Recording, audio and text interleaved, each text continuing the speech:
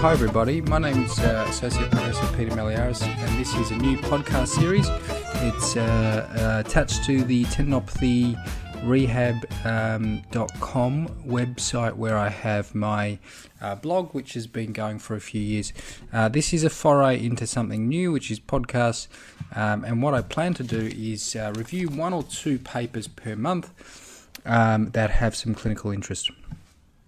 So this podcast, we're going to be talking about a paper by lead author Larry Miller, and there's 4 other co-authors. It was in BJSM Open Sports and Exercise Medicine, which is an open access, high quality, what they call high quality open access, so it would have had peer review. And the title is Efficacy of Platelet-Rich Plasma Injections for Symptomatic Tendinopathy, Systematic Review and Meta-Analysis of Randomized Injection-Controlled Trials.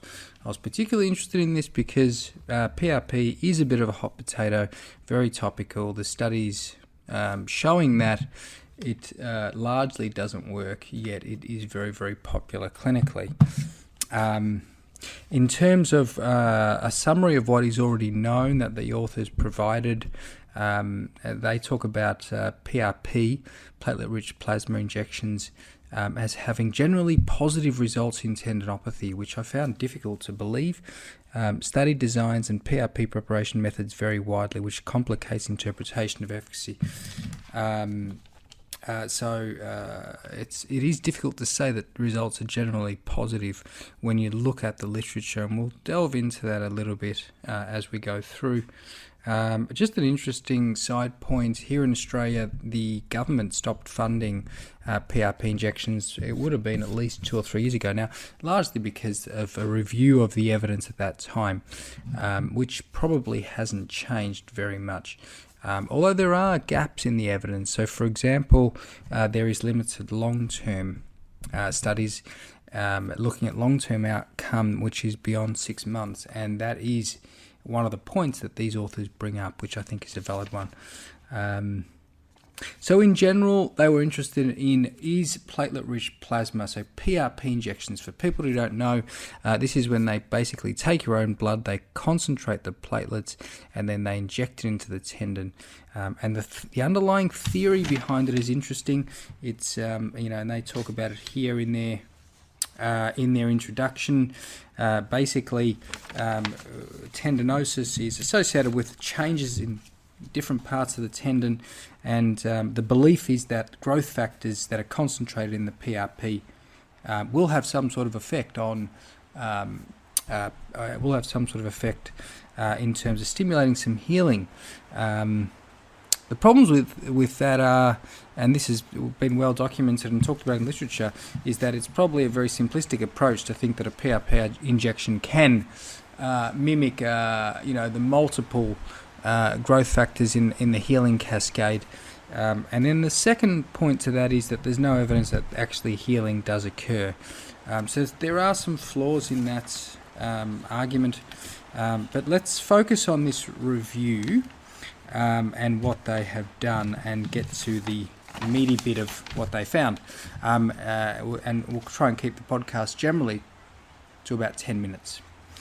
Okay, so in terms of their methods, what they did was they followed the PRISMA guidelines, which is the preferred reporting items for systematic reviews and meta-analysis, and these are the gold standard guidelines that most people would follow when they're doing a systematic review. So that part was good. Their main inclusion criteria were randomized controlled trials that looked at PRP injections versus some sort of control injection, and that could be saline, local anesthetic, or corticosteroid. We'll talk more about that in a second. And then they also looked at a search. So they developed a search. They searched 2 appropriate databases, and they extracted the data that they needed from the included studies, and they also reviewed the quality or assessed the quality using the Cochrane collaboration tool for assessing the risk of bias in randomized trials, which is a high quality risk of bias assessment tool. So some of the methods in here are actually really, really good. When you read it, you're starting to think this is, there's some quality to the review that they have done. Then you get to the outcomes, and what they've done with the outcomes is a little bit interesting, because they have primarily looked at pain outcome, so only one outcome out of multiple outcomes that you could potentially look at. So I'm not sure why. If you look at Cochrane reviews, they generally look at multiple outcomes or try and extract most of them, because what you may find with pain might be different to what you find with function, might be different to what you find with quality of life, etc. So they've extracted pain. The other thing that was a little bit interesting with the outcomes was that they looked at a period of between 3 and 12 months and extracted the final follow-up in between 3 and 12 months, which is quite broad. 3 to 12 months is very broad.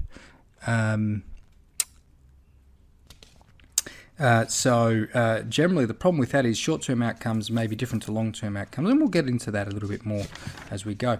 Then we get to their data analysis, where again there's some good parts to it. They've looked at effect sizes, standard mean difference effect sizes. They've also reported the statistical heterogeneity, or plan to report the statistical heterogeneity, and then they've also planned for subgroup analyses. So when they put all the effect sizes together, they look at different subgroups to see if they have different effects. Okay, so we'll talk about those as we get into the results. So what they found, they included 16 randomized trials into their systematic review, and they were there was lots of clinical heterogeneity. So clinical heterogeneity is when there's lots of different ways that the studies go about things. So it's hard to justify pooling when there's a lot of clinical heterogeneity. So for example, different tendons, a lot of them were lateral elbow, but there was some Achilles and patella, and some others in there. So the way they did the injections. But I reckon the key one was the control injection. So some of them used steroids, some of them used saline, and some of them used local anesthetic. Now, the huge problem with using steroid is that we know, and it's well documented, that long-term effects of steroid are poor and there's recurrence. So if you're comparing PRP to long-term steroid, most likely the PRP is going to come out on top. And that's just because the steroid is actually harmful in the long term, on average, where people do see a recurrence. So that, I think, was probably the biggest issue with this, with the methods and the way they went about it. What they could have done was a subgroup analysis where they've compared studies that have looked at different steroid comparators versus the other comparators, and they could also have done short-term versus long-term meta-analyses rather than just take the longest outcome anywhere between 3 and 12 months, depending on what the study did. So they're probably the main points that I picked out from the methodologies, and that comes across when you look at the included studies. So basically what they found, though, let's cut to the chase. What they found is that PRP was associated with a lower tendinopathy pain severity, and the standard mean difference was 0.47, which is relative, which is a moderate effect size. So there's a moderate effect favouring PRP versus any of the other injections. But again, we don't know whether that's partly because some of the steroid people become worse over time. They also did a meta-regression, which is looking at explanatory variables that can explain the outcome, and they included in that length of follow-up, whether it was anywhere between 3 and 12 months, and they found that the longer follow-up favoured PRP more. And again, this could be partly an effect of the steroid becoming worse at that longer follow-up, which is not really discussed at all at any point within the paper results or discussion.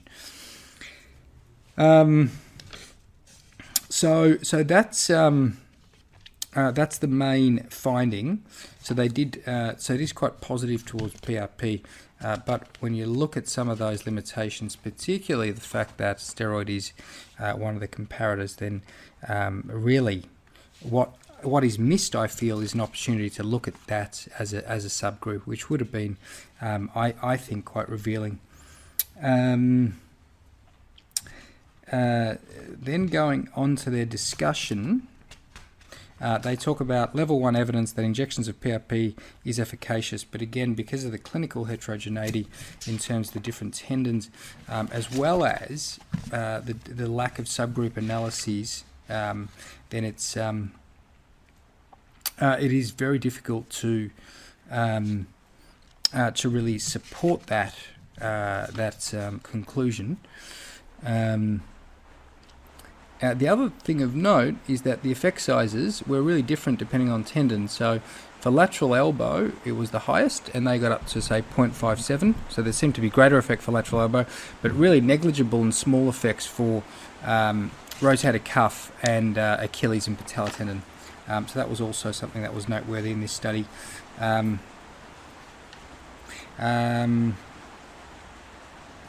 right, so I think they're the main points. If you have time, I would definitely recommend reading the paper. Actually, one more point before I do wrap up is that it's interesting to note, and they bring this up in the discussion, that they found something completely opposite to a review by DeVos where they reviewed only lateral elbow PRP studies and basically quite strongly refuted any efficacy of PRP, which is completely opposite to what has been found in this review. And one of the reasons the authors talk about as potentially explaining that is that there was no meta-analysis in the DeVos review, where they've only pooled study, but not pooled studies, not meta-analysed the studies. So that's interesting. I'll link the DeVos paper to that as well. But again, the overarching point, and I think just what really does make you doubt some of the conclusions in this study is the fact that the comparators could have been thought through, and there could have been some a priori subgroup analyses which may have explained some heterogeneity that was there, i.e. some different findings. Excellent. All right, so I'll leave it there. Thanks for listening, everybody. I've survived my first podcast, which I'm really happy with. I will catch you next time.